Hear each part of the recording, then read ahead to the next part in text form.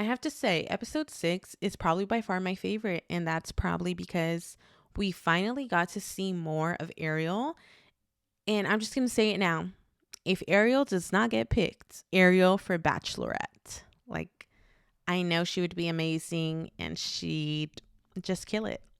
So, Ariel for Bachelorette, guys, we need to make that happen if she does not get picked. But yeah, let's just get into this episode. This week felt a little different, and I think it's because there's not that many girls left. Like, when I saw the episode, I couldn't believe that those were the only girls left. I was like, wait, where's everyone else? Like, it didn't feel like that in the last episode. But now there's such a little bit of girls left that you can really see more of the connections forming. And Greer is actually not in the episode at all. Yeah, not at all. Because apparently she got COVID. So, I mean, that's kind of like a save for her in a way because she didn't get eliminated. She wasn't there. Who knows if she would have gotten eliminated had she been there, but she wasn't there, point blank period. And this week they're in Estonia, and we get to see a lot of like different like Estonian, I guess, traditions throughout the episode, which I love when they include this because like the whole wife carrying thing, like I'll get to that later, but it's something different and you get to learn about a different culture. So I'm glad Charity finally gets her one-on-one. I actually thought they were just going to skip over, like it was just going to be like, sorry, Charity, he got COVID. It is what it is. You missed your chance. But they came through. And early in this episode, we see some of the drama. As Zach is coming in to get Charity, you know, before a one-on-one date, he kind of, that's just the way it goes. He kind of walks in, checks in with all the girls as a group, and then grabs the girl and leaves for the one-on-one. So while he comes in and does that, Kat, I don't know why I keep calling her Kate, because then there's the other girl, Katie. I keep getting confused with both of those names. So Kat is by far the person that I feel like he's had kind of the strongest connection. I don't really want to say that because I feel like he has a strong connection with literally every single girl. But she's kind of the one that has stuck out for me. And she, as he comes in and checks in with the girls, she kind of pulls him aside. She's like, hey, can we go talk? They go out. And she basically just tells him that she misses him. They kiss and then they come back into the room. Now, that rubbed many of the girls the wrong way, and especially Charity because especially Brooklyn, let's be real. But it's Charity's date, so the girls feel some type of way about it. And especially, I think Gabby's the one that kind of points it out. She's like, well, he comes back in with like glossy lips, like we know you kissed her. And I guess, you know, all the girls are feeling some type of way about it. So that begins to stir drama for the next few days. Brooklyn is really such a girl's girl. Like she always not only defends herself, but a lot of the girls. And I love that about her. And she kind of just says like, she reassures Charity because obviously Charity's going to feel some type of way about that. They're about to go on their date. Regardless of what Kat was going to tell Zach, all she told him was she missed him, which still could have affected their date, right? Whatever. But she could have told him some whole other ass stuff. Like no one knew why she pulled him aside. So whatever she had to say could have greatly affected the way that Zach feels going into that date with Charity. So I do think it was kind of like not the right timing for her to do. She could have done it after. But Brooklyn is kind of like, regardless of what's going on back there, I know Zach will make this day all about you and you deserve nothing less than that. And I was just like, I just love Brooklyn because she is really like the definition of a girl's girl. She's always going to have your back. And Allie kind of chimes in too. She's like, I'm not going to pretend that's not what we all wanted to do, but like it wasn't the right time. Like you shouldn't do that during someone's moment. And so as Charity and Zach leave, the girls get more into it with Kat saying how, you know, like bad timing, etc. So you can tell like the drama's already brewing due to that. Because one-on-one with Charity, they basically get to just explore Estonia. They get to go on a carriage, a white carriage with the white horses, the whole fairy tale type of thing. And Zach says something interesting. He's like, I've never been on a carriage as an adult. And I was just like, so you've done it as a kid? I'm trying to think, when would you ride a carriage as a kid? That's kind of cool, but I've never ridden a carriage, period. So, you know, just something I observed. So as they're walking around, they come across like this group of people kind of huddled all together, and there's this man in the middle, and he's asking for volunteers, and Charity volunteers her and Zach to basically participate in a very popular sport there in Estonia, and it's wife carrying. He said the name in their language, but I don't know how to say that. Basically, he has to carry Charity, but the way in which he carries her is weird because she's upside down on his back. So his butt is in her face, and then her legs are up here on his shoulders. And he's racing against another man and his wife. And the way Charity decides to hold him is kind of like at the belly.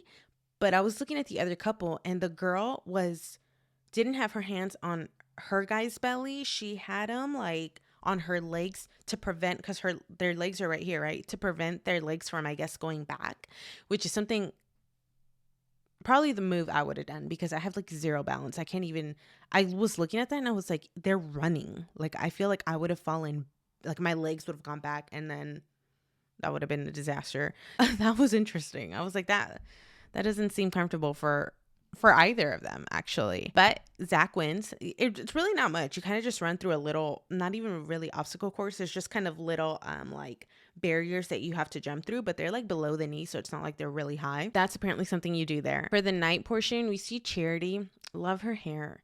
She has like this cute half pony with the 2 strands sticking out, and she has the nicest, like shiniest earrings. Like, I was like, I wonder where she got those earrings from. She starts talking about her past relationship. I guess she was with someone for a while who was very emotionally abusive and constantly cheated on her. She says, like cheated on her more times than you can think of, or something like that. And I feel like there's so many people that come in here with just trauma from their past relationships. She says what a lot of people say when they get out of like toxic relationships like that they feel very like shameful. And I totally understand that feeling, but I don't think that's something that you should feel shameful about. I think that's something that the person who's toxic in the relationship, is the one who should feel shameful about their actions. But it's interesting how we internalize our past experiences and start to, now I'm not saying that she's necessarily blaming herself, but we do kind of hold ourselves like a little too accountable in that sense, when I don't think it's really on her. And so they kind of bond over that, because I guess he's been through some things in his past relationships as well. So back at home, Kat is still kind of talking about the situation with Brooklyn and with Charity, and she's talking to Ariel, and she's basically trying to justify her pulling him away before his date with Charity by saying that he got COVID the week before, therefore they couldn't spend time with him. So she's basically saying like, do you really think I would have done that had that not happened? And Ariel's kind of like, but you did do it, you know? So it's just, I love Ariel so much, but it's just, I don't know, Kat is starting to come off kind of, I don't even know the word, but I don't know. It's not a good look for her. It's all I'm gonna say. The door knocks. The girls are all there. They're waiting to see who's gonna get that one-on-one and who's gonna be called for the group date. And Jess, to this point, has already been vocal about the fact that she needs a one-on-one because she needs it. And instead, Ariel gets the one-on-one, which I thought that was never going to happen. Good for Ariel. I'm so happy she got it. But Jess then feels some type of way, starts crying, because to this point, she feels like she's the last one that hasn't gotten a one-on-one, which the girls point out that's not true, because Greer, who's not there at the moment, but Greer has also not gotten the one-on-one. And they just try to kind of talk her through it and reassure her that she shouldn't be too concerned that she hasn't gotten a one-on-one. But I don't know. I think Jess has a point. Why wouldn't you be if you're kind of one of the last girls? The last girls of 2 who have not received a one-on-one. Obviously, you're going to feel some type of way. You're going to feel like maybe the connection's just not there. Maybe he just doesn't want to get to know you better. To me, it makes sense that she's kind of tripping out about that. So the next day for the group date, there was already an awkward moment before they go into it, because Charity's telling the girls about the date.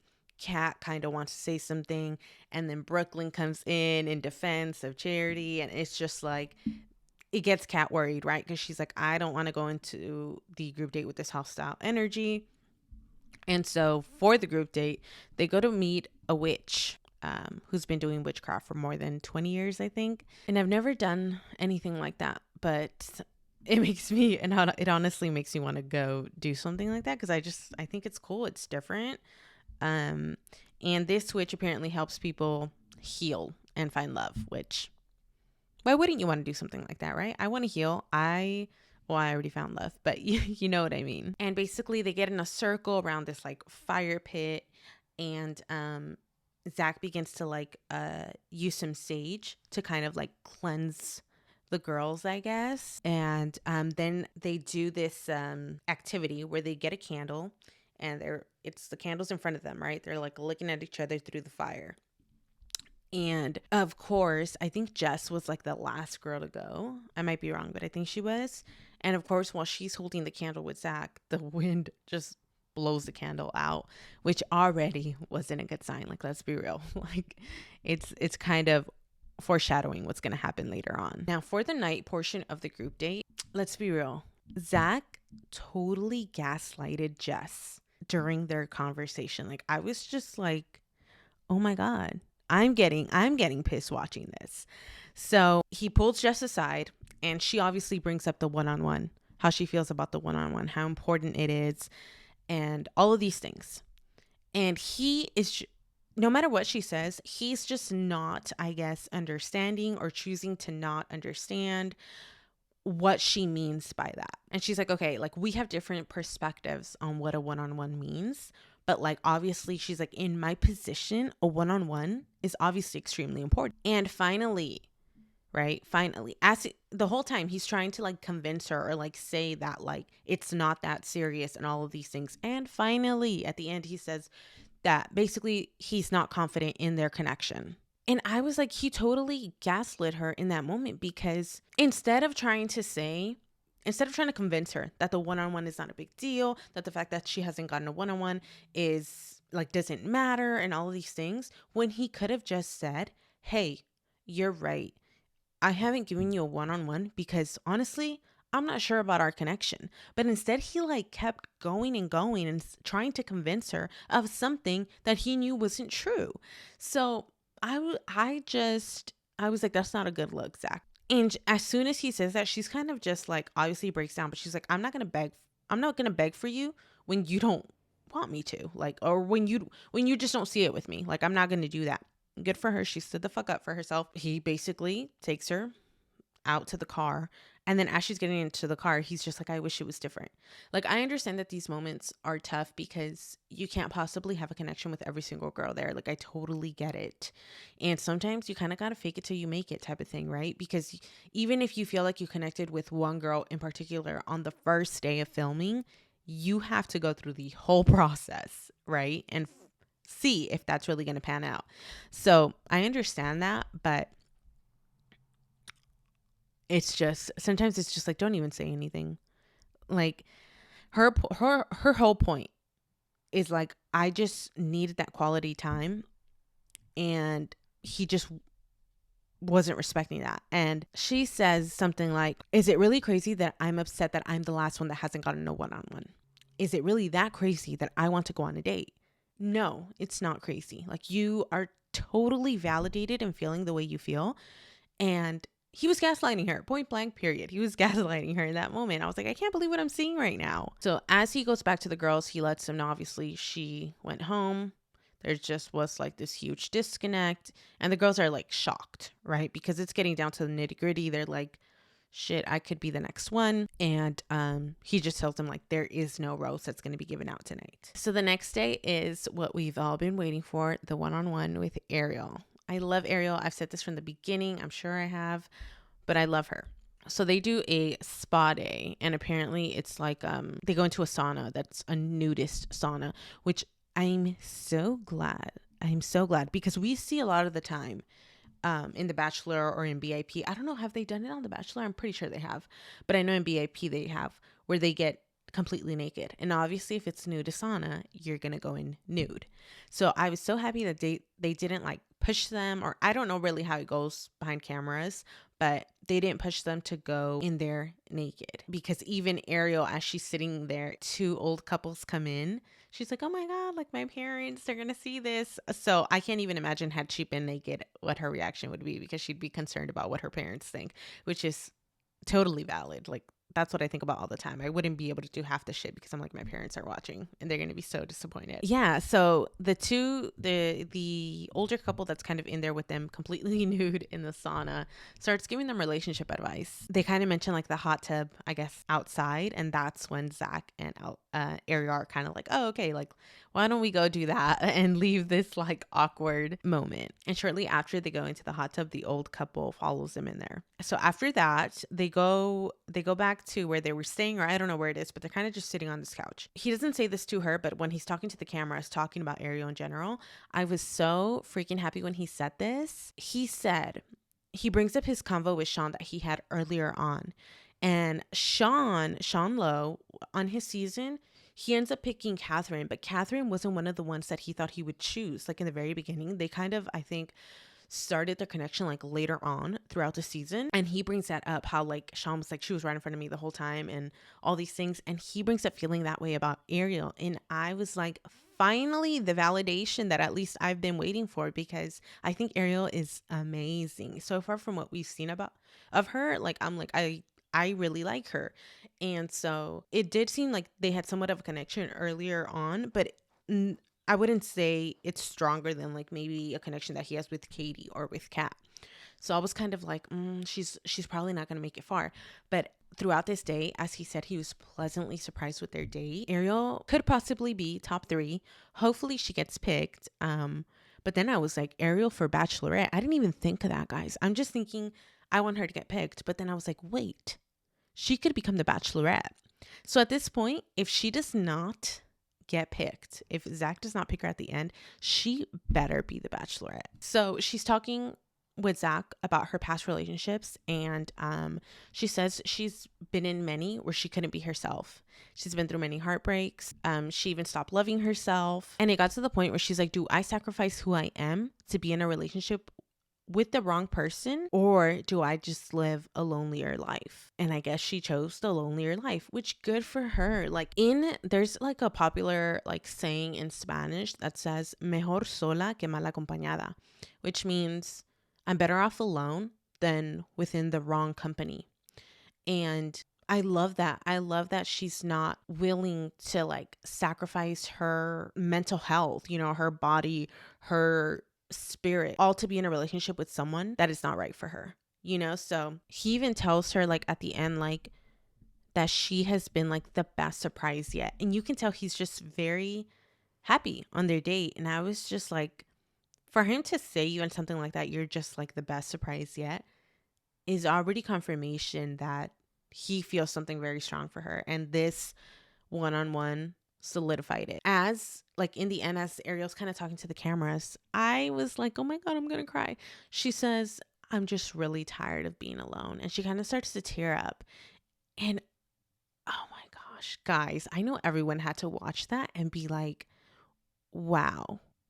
Like applause, like I just find Ariel, she's just different. I don't know what it is. And I said this earlier on, like, I don't know if it's her age, but she comes across different. I think she's 28, so she's a little older. She comes across very mature. Even her way of speaking, as she's talking to Zach about her past relationships, she talks so concisely, and she just has a way of speaking that's so clear and honest. And I'm just rooting for her so much. So I was like, I would love for Zach to pick her, but then I was like, fuck that, Ariel for Bachelorette, because I want to see more of her. Who knows? That's probably what I'm going to title this episode, Ariel for Bachelorette, because I'm sure she won over many people if she hadn't already. So at the cocktail party, Zach starts talking about these girls, right? And it's just kind of hard to read him at this point, because I'm like, I don't even know who you're going to pick at this point, because every single time, like, he has such positive, nice things to say, literally, about all the girls. And when he's having a one-on-one or like these little moments with every single one of these girls, I'm like, oh, he's picking her. No, he's picking her. No, he's picking her. I literally don't know. At this point, I kept saying it was Kat, and I'm sure Kat is going to be up there. She has to be. Kat, Katie, Gabby, Brooklyn, but I don't know. I don't think it's going to be Brooklyn. I really don't. Ariel, like, there's so many connections that I'm just super confused. Hopefully it's not like I don't know, like a last minute thing where he's like, oh, I'm substituting these 2 girls. I think I'll just go with this one and then regret it. Like, who did that? What was his name? Ari. Ari picked Becca, but in the end really wanted to be with, was her name Lauren? I'm forgetting. I think it was Lauren. Lauren's a very popular Bachelor girl name. Like there's so many Laurens. So hopefully it's not one of those situations. During during the cocktail party, Charity takes Kat aside, right? She wanted to talk to her about the whole situation that happened earlier. And while they're talking, like they just had barely started talking, Brooklyn walks in. And I think Brooklyn's just trying to have her back, trying to have Charity's back. And she kind of checks in with Charity, and then she kind of starts talking to Kat. And as she starts talking to Kat, Kat's like, I'm not doing this. And she leaves. Like, she's like, I'm done. She's clearly irritated. She's like, I'm not doing this. Kat goes back into the room where I think it's Katie, Gabby, and Ariel. And she's telling them that Brooklyn just came in and interrupted. She's clearly irritated. Then she walks away. And Ariel's like, oh, shouldn't we go talk to her to like let her know she's not alone? And Gabby's like, yeah, I don't think that's in our best interest, because like she basically says like she wouldn't do that, she's not here for us like that. And then Ariel's like, okay. But you see how mature Ariel is, because she's just like, hey, shouldn't we go check in on her, like make sure she's good? And then Gabby's like, nah, just let her be. And for a moment Zach does pull Kat aside and just kind of wants to check in with her, because I guess he felt some kind of disconnect earlier at the witch like ceremony thing. And Kat's like, oh no, like everything, like I didn't feel a disconnect. And she starts kind of like worrying about what he said. But I think probably what he was feeling was the tension maybe between Kat and Brooklyn. Maybe Kat was being a little more serious or a little different, because she felt the tension with Brooklyn building up. And at this point, I don't know where I stand with that, because I understand Brooklyn trying to have Charity's back, but just let it go. Don't create more drama, because it's going to start to get to the point where you're like bullying her, or it's going to start getting to the point where your drama with Kat starts affecting your relationship with Zach. And if Zach has to choose between Brooklyn and Kat, I think he's going to go with Kat. So Allie and Kat are kind of left as the two girls. And it's like, who's going to get the rose? But immediately I'm like, he's not letting Kat go. So I know Allie's going home, and she does. And that was the end of that episode. We do see that there's lots of tears in the next episode, but Greer is back. I don't know how long Greer will be there, because she got saved from this rose ceremony. She was out with COVID, but their connection is definitely not as strong as him with many of the other girls. So Greer might be the next one to go home. We see also some previews about like the fantasy suites, and what seems like Zach is saying that there will be no sex in the fantasy suites. Or maybe that was just like a clip that they edited, but that's what it sounded like. And if there's no sex in the fantasy suites, that's fine. Like, there's no rules that there needs to be sex in the fantasy suite, I think everyone should just do what they need to do. And he probably shouldn't sleep with every girl either, because we've seen how that comes out to bite people in the ass afterwards when they choose their person, and then it comes out that they had sex with like everyone in the fantasy suite, and then it's been drama before, so hopefully he does refrain from that, just so it doesn't create drama for the relationship that he chooses in the end. But yeah, that was the end of episode 6. Really enjoyed this episode. Ariel for Bachelorette. And that's really all I gotta say. Go stream Karol G's new album, Mañana Será Bonito. I've been ending everything with that. Every single time someone FaceTimes me, I'm like, go stream Karol G's album, as I'm about to hang up the phone, because Karol G just dropped her new album and I'm obsessed. I love Karol G. All right, guys, that's it for this episode. I'll be back to recap episode 7. Bye.